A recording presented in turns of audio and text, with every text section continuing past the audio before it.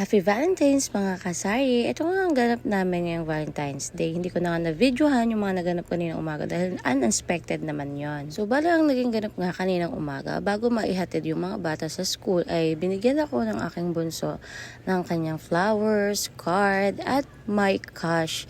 Ibang klase talaga si bunso, may pa-cash na ngayon. Binigyan ko din sila ng mini bouquet from Christian's Craft at dyan din kami nag-order ng para sa kanilang mga teacher. Mga 10 a.m. na nga to, nung nag-decide nga kami na pumunta nga kami dito sa Lakeside Eco Park. At nang nasa biyahe na nga kami ay malapit kami sa school, ay bigla ko ang nabasa na uwian na pala ng aking bunso. Kaya naman dinaanan na nga namin siya para maisama na rin namin siya dito. Ang unang mang plano ay tatambay nga muna kami dito sa Lakeside at kapag oras na nga ng uwian niya ay dadaanan namin at saka kami lalabas. Dahil nga si ate kahapon pa lang ay nagpaalam na nga na after nga ng school ay lalabas sila na kanyang mga kaklase. Kaya naman si bunso lang ang aming i-date ngayong araw. Tumambay nga lang kami saglit dito sa may Lakeside Eco Park at pinanood yung mga namimingwit at nakakatuwa. Ang dami nilang nahuhuli. Hindi naman nga kami super nagtagal dahil medyo mainit na din. At tumiretso na nga kami dito sa SM para mamasyal ng kaunti at syempre kumain. Kaya naman pasensya na doon sa mga customer nag-aantay sa amin lalo na doon sa may mga cash out. Dahil nga nagsarado muna kami saglit para i-date namin itong aming si bunso.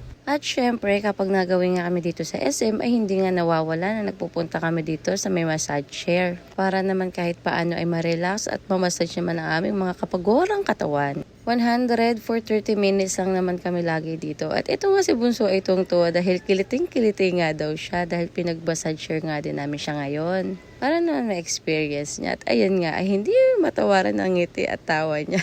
Tuwing dito nga kami sa may massage chair, ang katandem talaga ni bunso kasi ang kanyang ate. Nauuna sila sa roof habang kami dito ay nasa massage chair.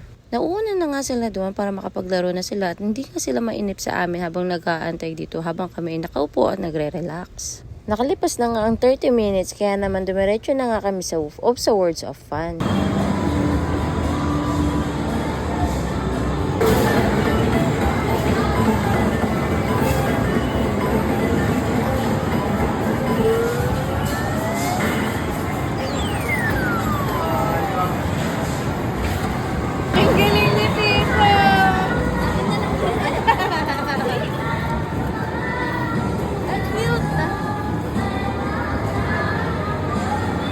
At talagang hindi lang naman si bunso ang nag-enjoy at talagang kaming dalawang mag-asawa ay nag-enjoy din dito kakalaro. Ngayong araw ay dapat ay lilibot nga kami sa may windmill sa may Pililla Rizal para nga i-celebrate ang Valentine's Day. Para makapag-relax, ma-refresh at makalanghap naman ng sariwang hangin. Isa nga sa nakakapag-relax din sa aming mag-asawa ay ang pagra-rides. Kaya minsan may pagkakataon talaga na magsasara kami ng tindahan para umikot lang, magmotor or kung saan man kami abutin. Kung minsan nga ay ang isang ikot namin ay nakakarating pa nga kami ng Quezon. Minsan kasi talaga hindi may iwasan na piling mo pagod na pagod ka na. Minsan piling mo buryong-buryo ka na kasi same routine lang naman everyday eh. Sa umaga, maghahatid sa school, matutulog siya. Ako, magbabantay sa tindahan. Pagtanghali, susundo sa school, kakain. Mamaya, magpapalitan na rin kami. Siya na magbabantay, magpapahinga ako at magagawa ng mga gawaing bahay. At yan ay nangyayari nga araw-araw. Kaya minsan ay hindi naman masama na talagang magsara lang ng tindahan at mag-relax. Kung minsan nga ay magsasara kami para matulog lang. Minsan kasi kahit ilang oras pa yung nagiging tulog, hindi sumasapat kasi sa sobrang pagod. Dahil sa dami ng mga ginagawa at obligasyon. At ito nga, tapos na nga kami dito at napalitan na nga namin yung mga tiket na napanalunan. At itong dalawang yellow nga na to na parang keychain ay nakuha ng aking asawa at si bunso nga ay tuwa sa kanyang napalit na eraser at candy. Pagkatapos nga maglaro ay nagutom na naman nga syempre ang mga person, hindi nga mawawala ang Belgian waffles. Ang bilis talaga magutom pero kumain pa kami bago magpamassage siya si Sighoray. Bali umorder lang naman kami na tigi-tigi sa dito at umuwi na rin kami. At ayun lang mga kasari, ito lang ang aming ganap ngayong Valentine's Day. At bago pa pala makalimutan mga kasari, binigyan nga rin pala ako ng aking asawa. Hiyang-hiya nga yan, di pa mayabot sa akin mga kasari. Ay! Huwag na. Isa! Isa! Isa! Kiss mo na. Dali!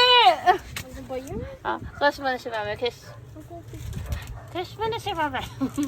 Valentine's. Valentine's ngayon. Kiss mo si mama. Ano yun? Dali mo na. Kiss mo muna ako. Ano muna yun? Ayoko.